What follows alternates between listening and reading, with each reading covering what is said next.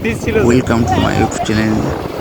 তো আমরা যাচ্ছিলাম যে 32 তো পুরো ভিডিও আইনি। তো আমার ক্যামেরাটা অফ রেখেছিল, তো যেটুকুনি হয়েছে সেটুকুনি তোমরা দেখো।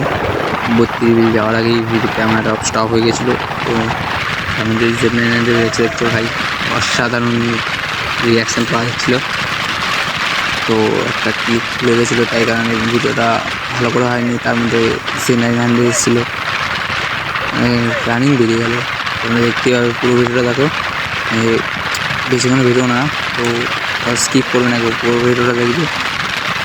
মানে হাইপটা সেই করেছে ভাই, সেই দারুণ ভিউ আসছে।